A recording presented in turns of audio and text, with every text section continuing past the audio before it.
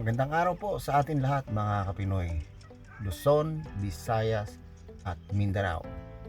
Dito sa pagpaparming, tayo ang boss, tayo ang amo.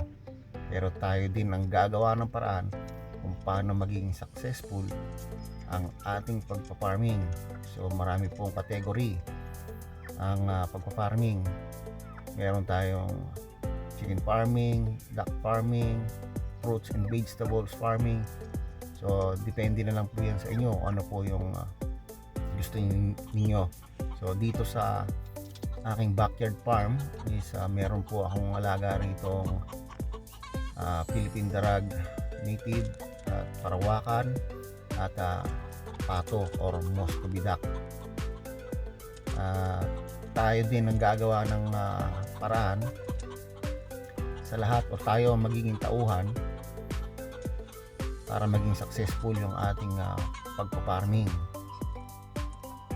At yung syempre lahat ng kailangan ng ating mga alaga is kailangan maipag-provide po natin ng maayos, lalo na po sa feeding program.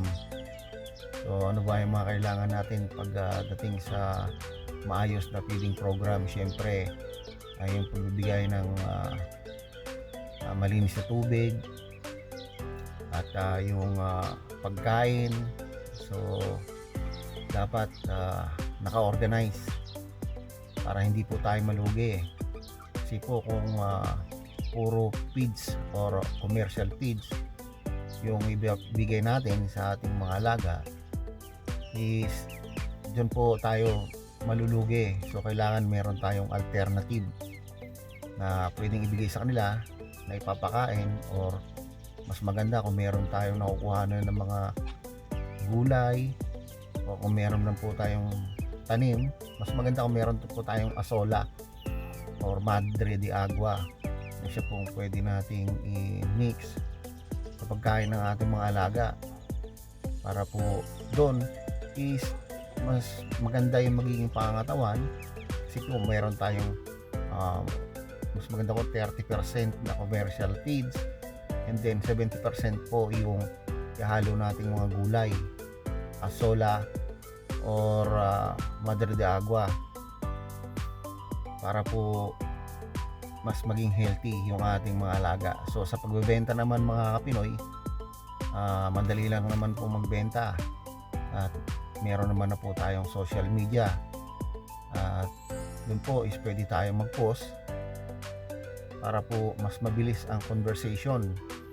So pag nakita po yan sa mga group, is madali na lang po sila makapag-message sa atin mga Pinoy, at yun po yung magiging way natin para mabilis ang transaction.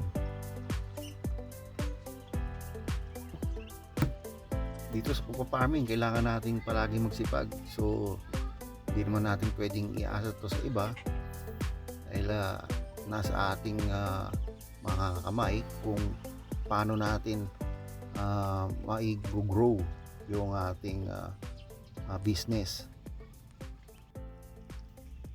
Sipag lang mga Kapinoy, at makakamtan din natin yung ating hinibidhing tagumpay sa pagpa-farming.